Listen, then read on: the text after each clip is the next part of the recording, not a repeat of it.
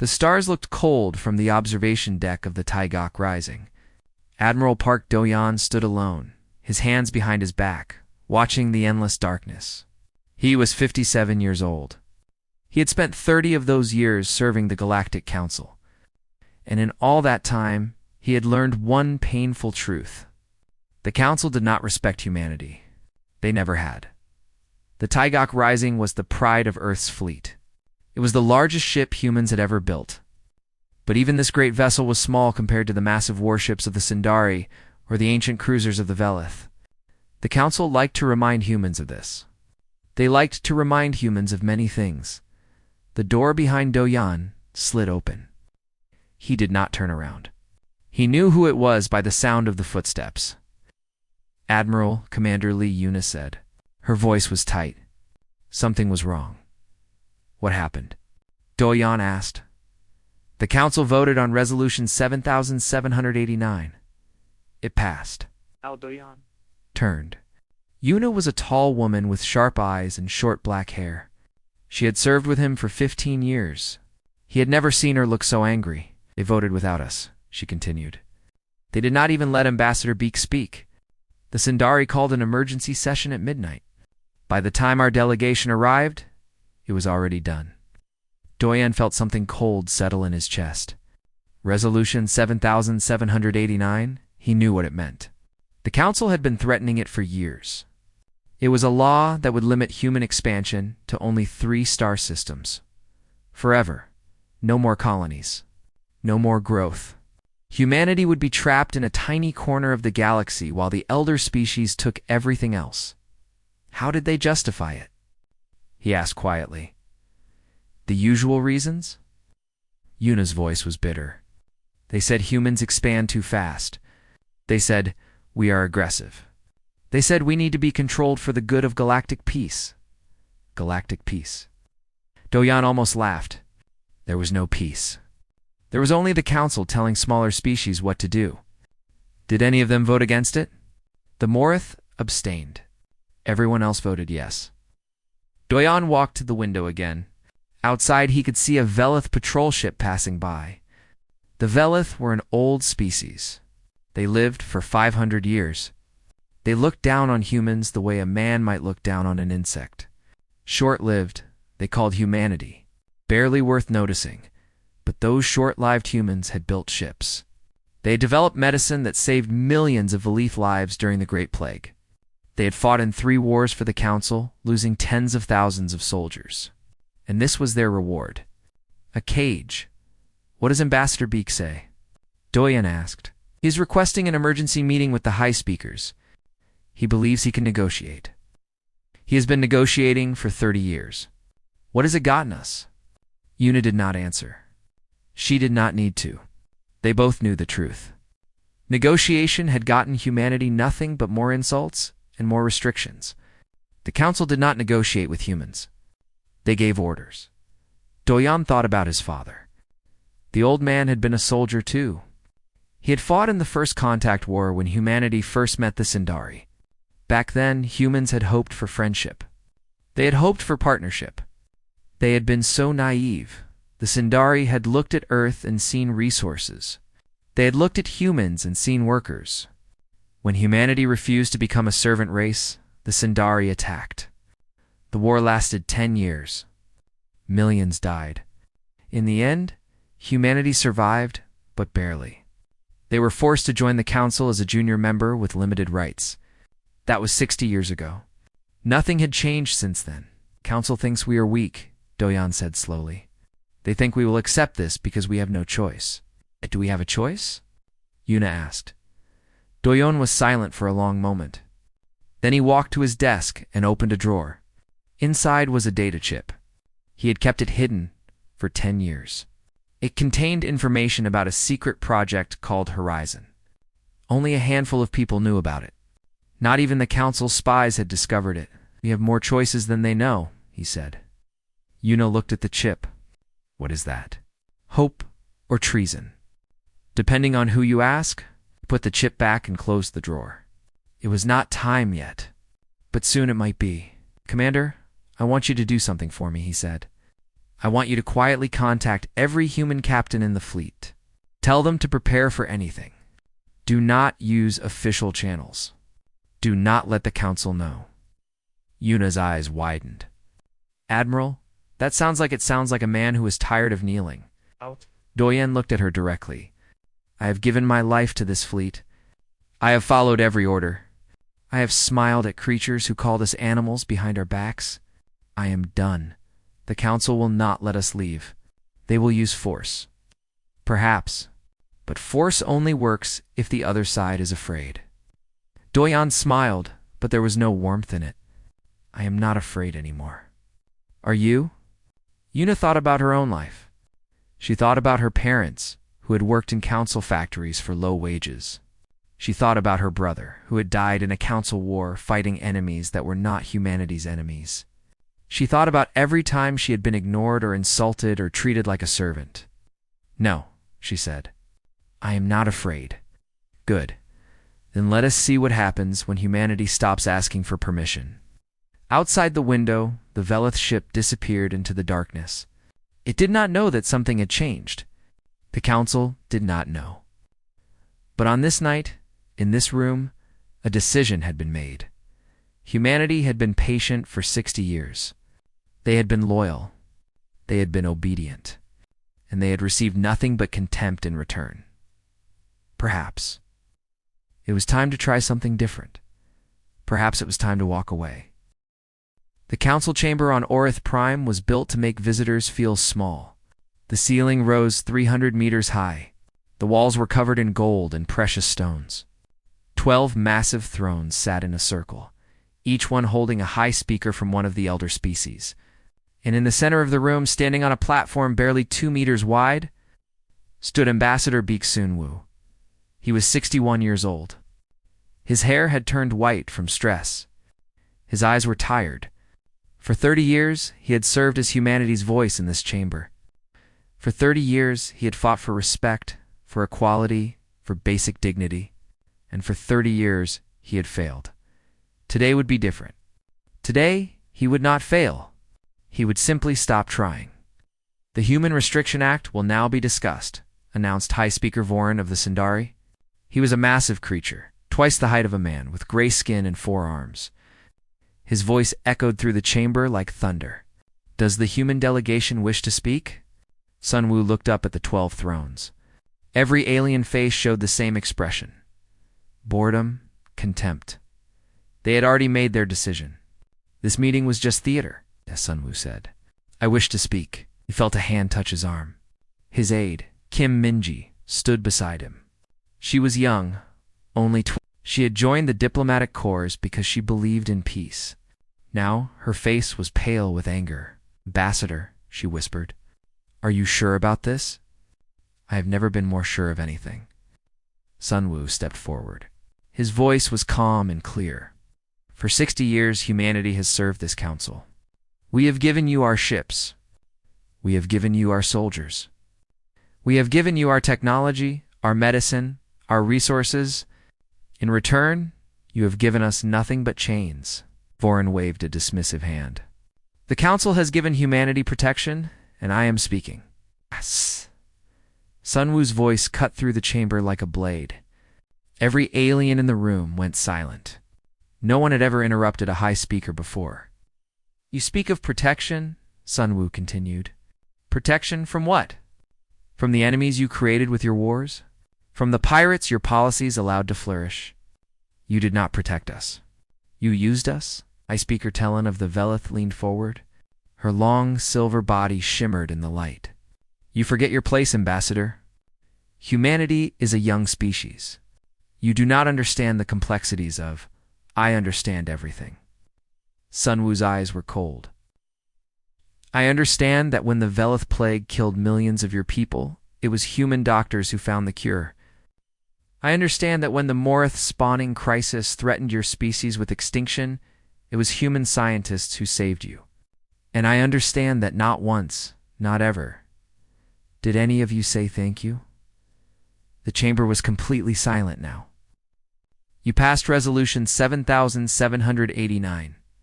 You limited human expansion to 3 systems. You did not ask us. You did not consult us. You simply decided that humanity would be caged forever. It was necessary for stability, Vorin said, but his voice was less certain now. Stability. Sunwoo laughed, but there was no humor in the sound. You mean control? You are afraid of us. You have always been afraid of us? We live short lives, but we dream big dreams. We learn fast. We adapt. We grow. And that terrifies you. He looked around the chamber, meeting every alien eye. You thought you could slow us down with insults. You thought you could weaken us with unfair treaties. You thought you could break our spirit by treating us like servants. But you were wrong. Sunwoo reached into his coat and pulled out a small device.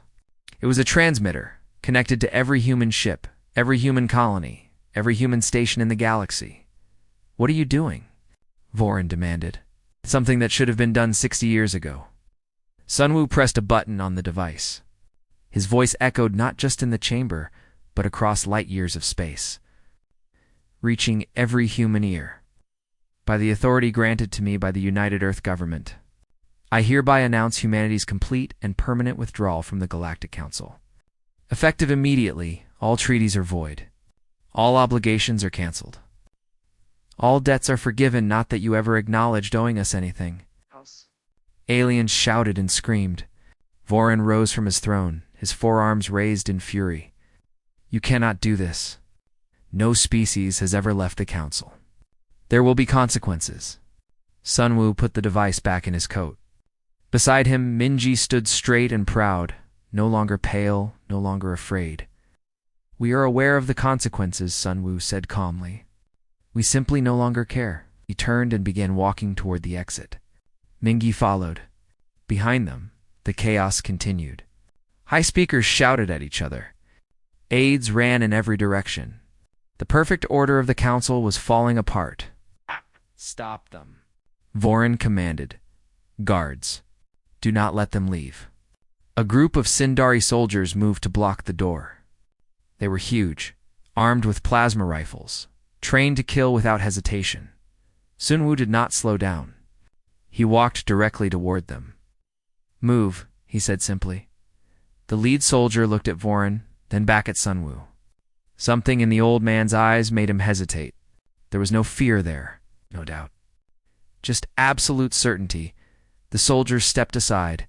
Sunwoo and Minji walked out of the chamber, leaving behind 10,000 years of galactic tradition. Behind them, they could hear Vorin screaming. This is not over.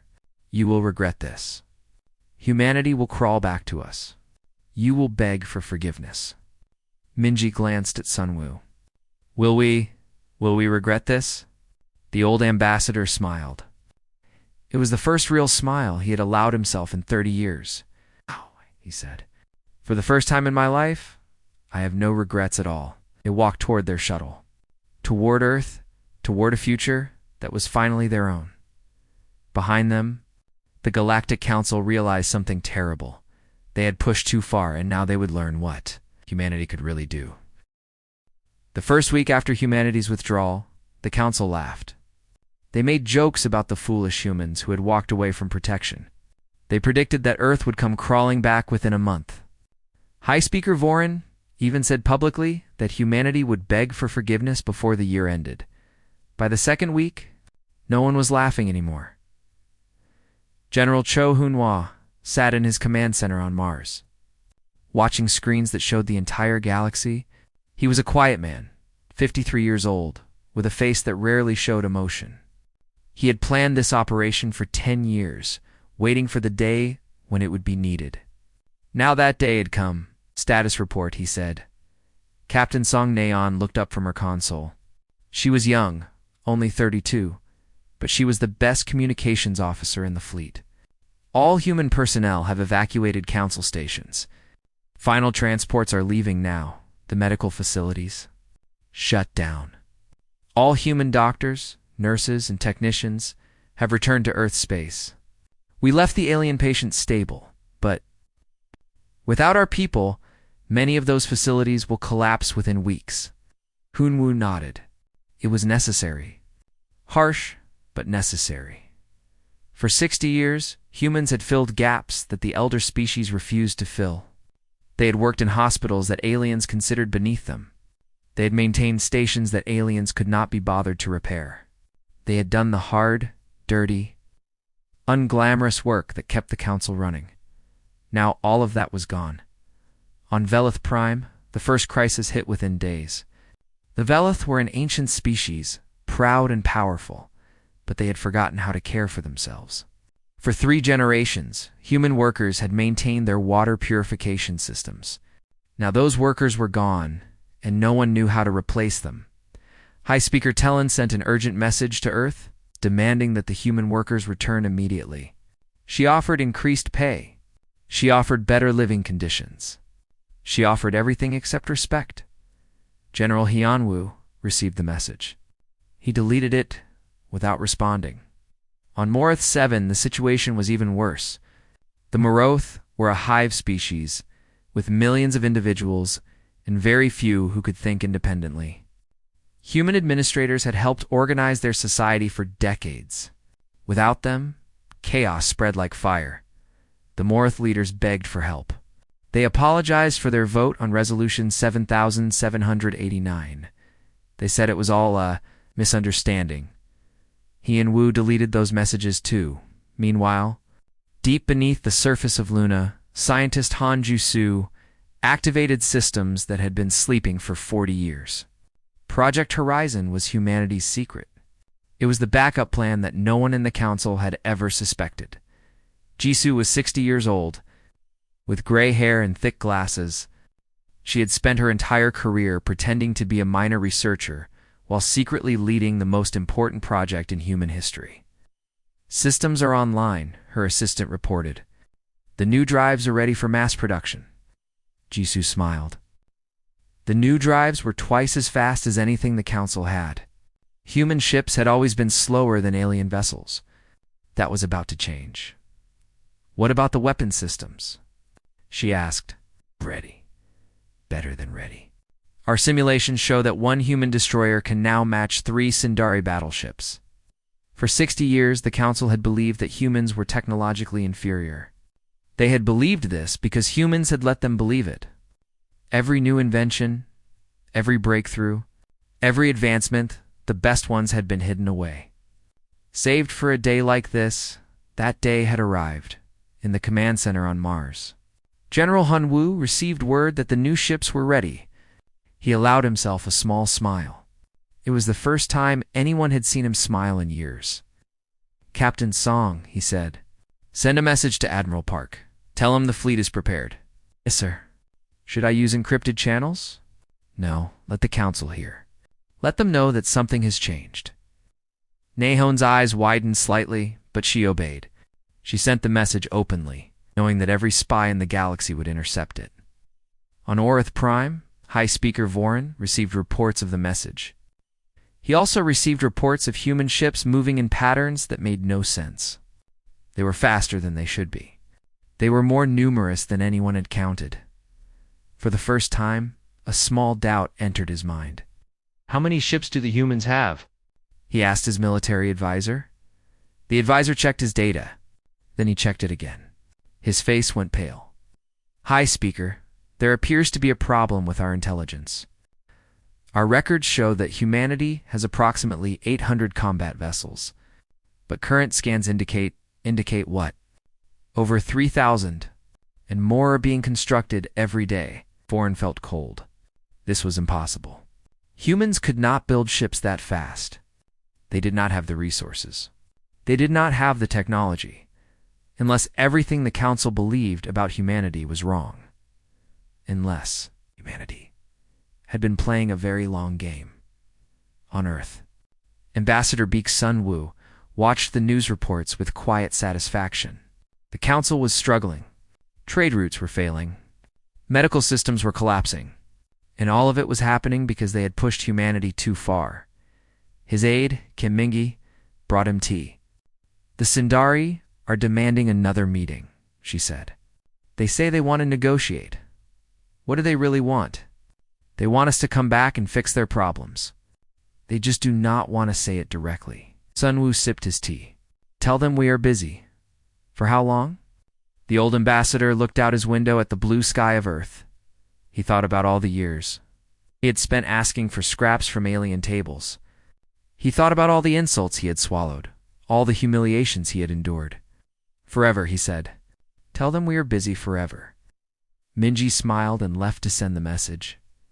Outside, the sun was setting. But for humanity, a new day was just beginning. 6 months after humanity's withdrawal, the Council made its decision. They would use force. High Speaker Vorin stood before the assembled fleet, 400 of the Cinderee's finest warships. Each vessel was massive, armed with weapons that had destroyed entire civilizations. For 10,000 years, no species had been able to stand against the Sindari military. Vorin was certain that humans would be no different. Today we will teach humanity their place, he announced. They will either submit to Council authority, or they will be destroyed. There is no third option. The fleet entered hyperspace, heading for the border of human territory. Admiral Park. Doyan received word of the approaching enemy 3 hours before they arrived. He stood on the bridge of the Taigok Rising, now surrounded by a fleet that had grown beyond anything the Council had imagined. 3,000 human ships waited in perfect formation, hidden in the dust clouds of the Veil Nebula. Commander Li Yuna studied the tactical display. 400 ships, she said. They really think that will be enough. They have no idea what we have become. Doyan's voice was calm. Almost peaceful. Signal all ships. Hold position until they fully enter the nebula. Yes, Admiral. The Sindari fleet dropped out of hyperspace exactly where Doyan had predicted. They were confident, aggressive, flying in an attack formation that assumed their enemy would run. They did not expect a fight. Vorin looked at his sensors. Where are the human ships? My intelligence said they would be here. His tactical officer frowned. High Speaker, there is some kind of interference. The nebula is blocking our scanners. Then move forward.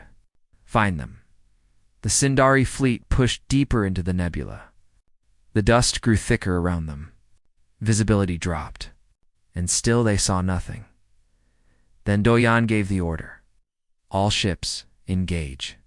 3,000 human vessels appeared from the dust like ghosts. They were smaller than the Sindari ships, but faster, more agile, and armed with weapons the Council had never seen. They hit the enemy fleet from every direction at once. The Battle of the Veil Nebula began. In the first 10 minutes, 60 Sindari ships were destroyed. The humans moved in patterns that the alien commanders could not predict. They struck and vanished, appeared and disappeared, always one step ahead. Vorin watched his fleet falling apart. How is this possible? Human ships are slow. Human weapons are weak. High Speaker, those reports appear to have been inaccurate. His tactical officer's voice was shaking. On the Taigok Rising, Commander Yuna monitored the battle with fierce concentration. Enemy flagship is trying to retreat. Should we pursue? No. Doyan shook his head. Let them run. Let them tell the Council what happened here. The human fleet opened a path for the remaining Sindari ships. Nearly 200 had been destroyed. The survivors fled into hyperspace. Their proud formation reduced to a scattered mess of damaged vessels. The battle had lasted for hours. Humanity had lost 18 ships. The Sindari had lost half their fleet. When the news reached Orith Prime, the Council chamber fell silent. High Speaker Vorin had not returned with his fleet. He had survived, but he refused to show his face. The shame was too great. High Speaker Tellin of the Velith spoke first. What have we done? No one answered. For the first time in 10,000 years, the elder species had nothing to say. On Earth, the victory was celebrated quietly. There were no parades, no speeches. General Cho Hyunwoo simply noted the outcome in his log and moved on to the next task. Captain Song. Aeon found him in his office late that night, still working. General, you should rest. We won. We won a battle. Hyunwoo did not look up from his documents. The war is not over. The Council will try again, will they? After what we just did to them, they have no choice. If they accept our independence, Other species might follow. They will come at us again. Maybe not tomorrow. Maybe not next year. But eventually, Neon sat down across from him. Then what do? We prepare. We build. We become so strong that the cost of attacking us is higher than any reward they could gain. He finally looked up, and we never, ever forget what they did to us. On the Taigok Rising, Admiral Doyon walked through the ship, visiting the wounded, thanking the crews. When he reached the observation deck, he found Commander Yuna already there. You should be celebrating, he said. So should you. She was staring at the stars. I keep thinking about what comes next. We beat them today. But they will not stop hating us. No, they will not. Then what was the point? Doyen stood beside her. The point was to show them and ourselves that we are not victims. For 60 years we were told that we were weak, that we needed them, that without the council we were nothing. He smiled. Today we prove that was a lie. And tomorrow we keep building. We keep growing. We make ourselves so strong that no one can ever threaten us again. He looked at her. You once asked me if I was afraid. I said no, but that was not entirely true. I was afraid of what would happen if we never stood up for ourselves. Afraid of what we would become if we stayed on our knees forever. Yuna was quiet for a moment. Then she nodded slowly. I think I understand. Good, because we have a lot of work to do. Outside the window, the stars were bright. Somewhere out there, the remnants of the Sindari fleet were limping home. Somewhere out there, the Council was realizing that the universe had changed. Humanity had walked away from peace. And in doing so, they had found something better. They had found themselves. 1 year had passed since humanity's withdrawal from the Galactic Council. 1 year since Ambassador Beak Sun Wu had walked out of the council chamber on Orith Prime. 1 year since everything changed. The galaxy was different now. Trade routes that had relied on human workers were failing. Medical systems that had depended on human doctors were struggling. The elder species were learning a painful lesson. They had built their civilization on the backs of those they had despised, and now those backs were no longer available. Sun Wu received the invitation on a quiet morning. The council wanted to meet, not to threaten, not to demand. They wanted to negotiate. He read the message twice, then set it aside. His aide Kim Mingi watched him carefully. You are going to go, aren't you? She asked. Yes, but not for the reasons they think. They traveled to Orith Prime together, just the two of them. No guards, no fleet. When their small shuttle landed at the council station, they were greeted by a dozen alien officials. All of them bowing with respect that had never been shown before. The council chamber looked the same as it had a year ago. The same high ceiling, the same golden walls, the same 12 thrones arranged in a circle. But something was different. The arrogance was gone. The certainty was gone. High Speaker Vorin sat on his throne, but he seemed smaller somehow. His 4 arms hung at his sides instead of gesturing with authority.